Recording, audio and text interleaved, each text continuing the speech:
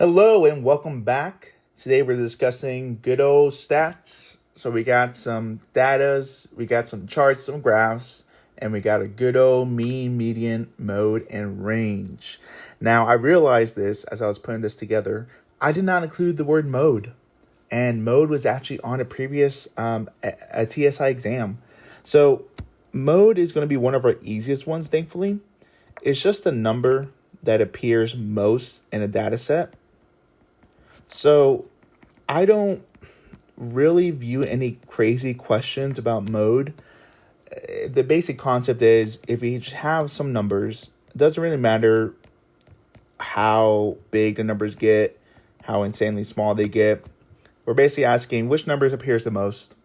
In this case, if I look at the numbers, 4 appears the most. Great, the mode is 4. Now, the other three that are more commonly used is the mean, median, and range. This word mean also we'll use the word average for. The other ones are pretty straightforward. So let's just review the basic stuff. So if I give you these 5 numbers, 12, 18, 20, 25, and 30, what is the mean, median, mode, and range? So to find a range, you just add them all together and then divide by the amount of numbers that you have, which in this case would be 5 because there are literally 5 numbers there. Work them out, the math, put it in your calculator. I believe the top part is that 105? I think if I did that correctly. And then divided that by 5 would be 21. Thankfully, median is also pretty straightforward. I should have copied down this list. That's fine. But with this list here, the median just means, hey, what is the middle number of this set? Always, that I have it here, organize it from least to greatest. Always. And then just figure out the middle. If you do have 2 middle numbers, just average them. For example, if it did work out to be something like this, there is no clear middle number, but these two are in the middle. So find the average of 2 and 4, which does work out to be 3, by the way. 2 plus 4, 6. 6 divided by 2 is going to be 3. In this case, I like to always just do this. Like, start on the ends, just cross out until you're left with just the middle number, which is 20 in this case. Finally, range is just literally how big the values go. So as in, like, what's the largest value and then what's the smallest value, and subtract them. So your largest value was a 30. So this is for the range. Your smallest value is a 12. So the range of values, as in from the smallest to the biggest, expands 18 different numbers. So your range here in this case would be 18. Now, the biggest thing with stats is not only would they ask you basic questions, but extension questions. So you know the idea of mean is the average of all numbers. Median is the middle number. Range is how much they encompass. How can you extend your knowledge? Well, that's what the rest of the questions are for. And as always, if you haven't already, be sure to pause. Be sure to try these by yourself. These are great questions to really test your knowledge. Thank you for pausing. Thank you for trying. If every value in the data set increases by 5, what happens to the mean? The analogy I give here definitely is like, hey, think about your class average. Think about the grade you have currently in your math class. If your teacher come up to you and said, hey, you know what? I like you. I'm going to take all your test grades and increase them by 5. Well, would your score in the class go down by 5? Stay the same? Increase by 5? Or we can't determine it? I mean, ideally, right? If my teacher increased all my test grades by 5, it better increase. And more specifically, it does increase by 5. Now, in case you're like, that abstractness is hard for you to see, put numbers that are simple and just work it out. For example, I don't know, like 1, 2, and 3, that's a data set. My new one would be, well, plus 5. So 6, 7, 8. Find the average. How much did the average increase by? 1 plus 2 plus 3 divided by 2 would end up being 2. 6 plus 7 plus 8. Add them all up, divide by 3. I don't know. Yeah, divide by 3. I'm not sure if I said divide by 2 earlier. And that would also be 7. And hey, we increase the data set by 5, and we end up getting a new mean that was also increased by 5. Same analogy here, right?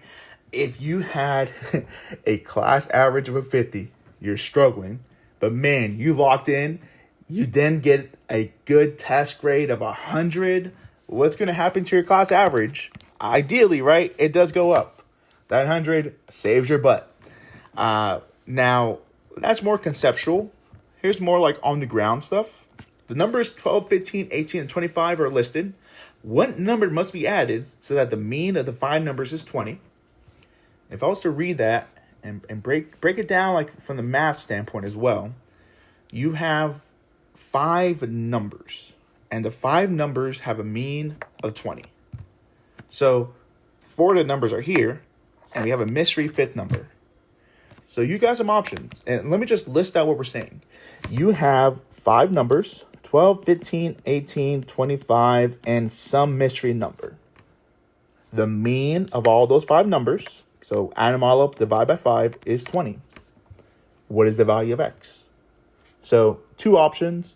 One is the good old math teacher way of solving for x, which I'll show. The other is the using the answer choices for your benefit.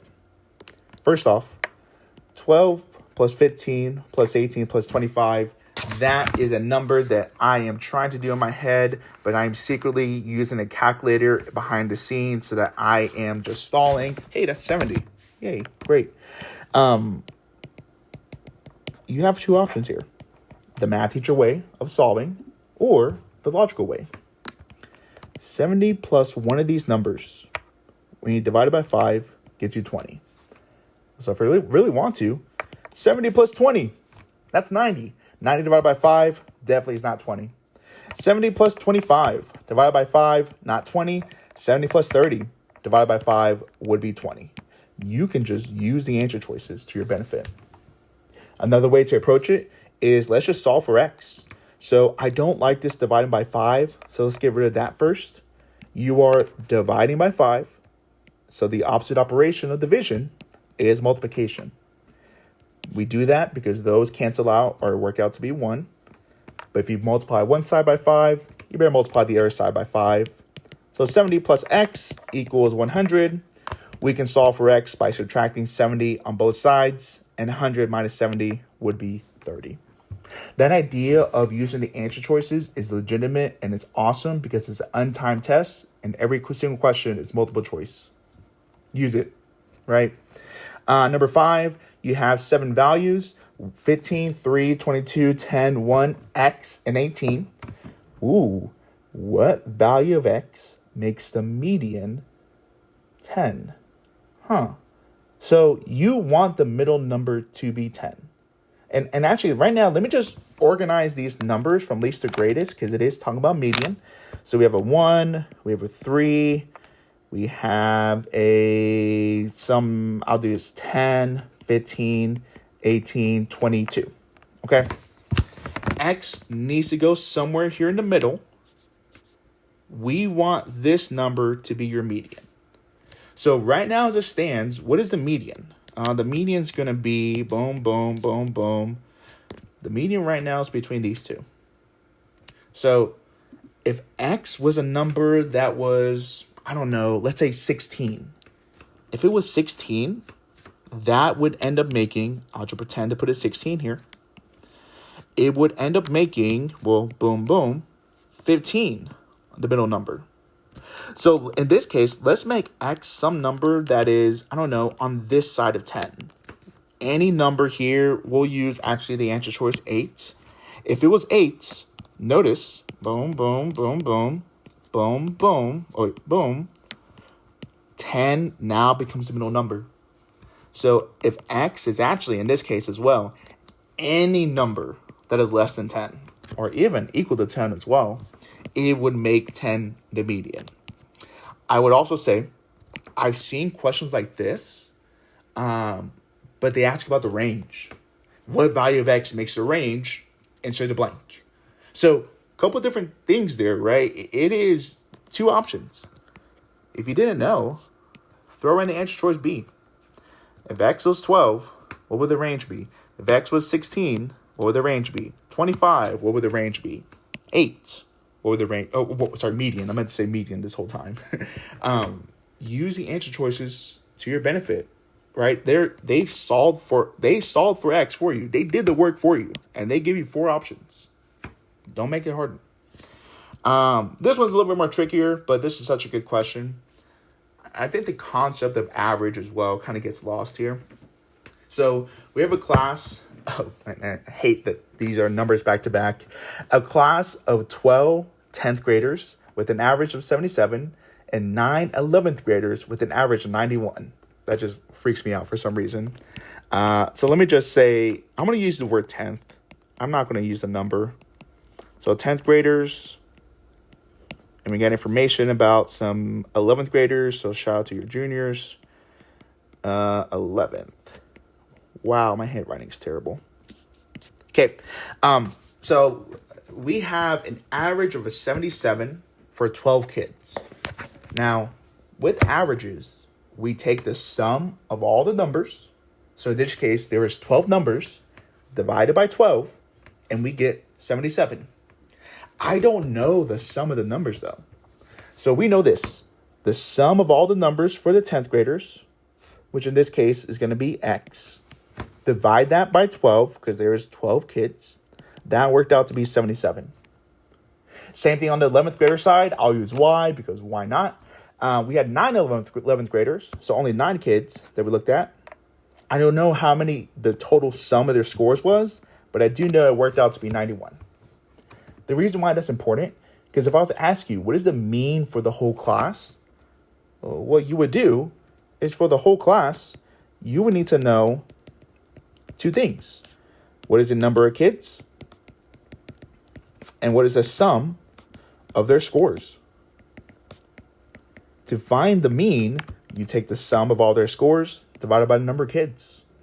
Well, in this case, we had 12 10th graders, 9 11th graders. So the number of kids in the class was 21, 12 plus 9.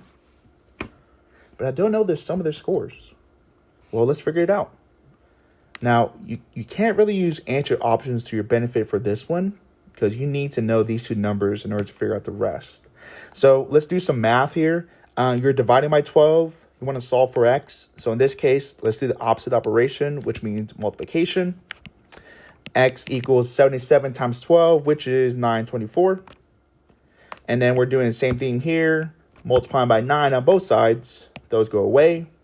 91 times 9 is 819. So the total amount of their grades was 924 for the 10th graders. If we divided that by 12, they had an average of 77. Same thing for 11th graders. So that means the sum of their scores, all the 10th grader scores, wow, there we go, and all the 11th grader scores, they had a sum of 924 plus 819. Therefore, what is the average? Well, the average in this case would be 924 plus 819 divided by 21. That's a huge number, but thankfully it does work out to be 83. So shout out to them getting a class average of 83, which is, yeah, cool. All right. Using charts and graphs is the last section for stats. Okay. How many students prefer action movies and horror movies? So we have the number of votes here on the left, the different categories here at the bottom. 30 kids, 25, 15, and 10. Well, I mean, for action, how many kids preferred action? Looks like it was 30. For horror, the horror, it was 10. How many more kids preferred action? I mean, looks like it's just going to be 20, right?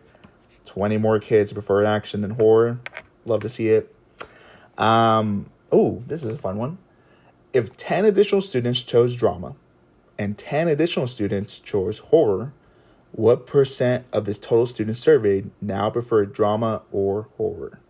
Interesting. Okay, so right now as it stands, we have 15 kids who chose drama. So the new amount of kids for drama is going to be, it says 10 additional, so 25. And if for horror, it would be 20. So what percent, So that means it's looking at part over the whole. So what percent of kids now prefer drama or horror? Well, now there's 25 kids, and now there's 20 kids that prefer both of those. But it's a percent, so part of the whole. How many kids are actually being surveyed in the first place? Well, we had 30, 25, 25, and 20.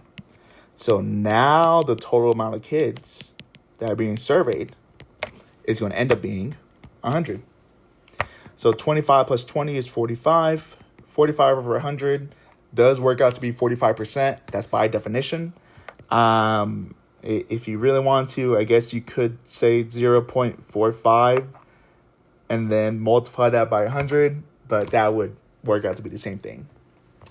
Okay, number 9, 200 surveys were surveyed initially and 50 additional students later joined design. So this talk about the different classes maybe. 20% for woodshop and design, 25 for robotics, and 35 for coding. So initially there was 200 kids. 50 later joined design. What percent of the total students now participate in design? So kind of similar, right? So initially, how many kids are actually in drama? Design. I think that would help us out a little bit. So initially, we had 200 kids surveyed. And looks like it was 20% of those kids were in design. So 200 times 20%.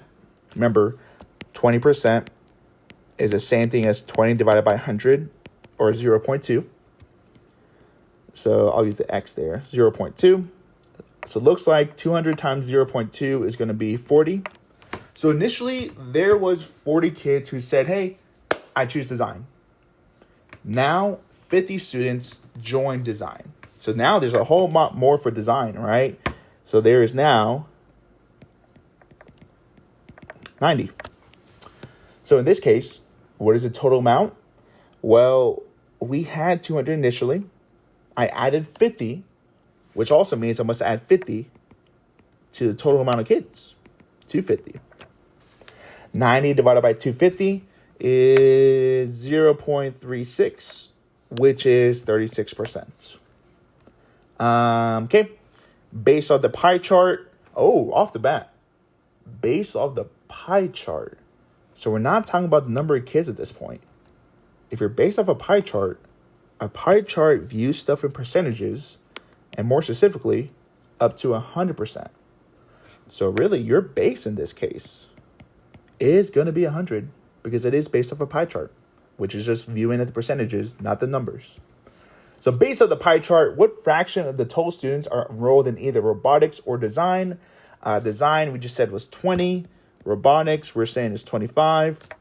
And this number looks familiar, 45 over 100. And, we need to simplify it. I will say one thing real quick. If you don't like simplifying fractions, one thing that you could do, especially if you're like struggling to figure out what number goes into 45 and 100, do this. 45 divided by 100 is 0.45. Okay? 1 divided by 4 is 0.25. 9 divided by 20 is 0.45. So it kind of has to be B. You do that for the rest, you will get 0.55. You will get 0.8 for 4 over 5. You could just match up the decimals with what the question's saying. You can also, if you really want to, simplify it by dividing by a number they have in common. They both end in 0 or 5, which means 5 always works. You divide them both by 5. That's 9 over 20, which we love to see. We got one more video. That's over probability. If you have any questions, be sure to let me know. If not, thank you so much for watching. Hope you have a great rest of your day. And as always, go Mavericks.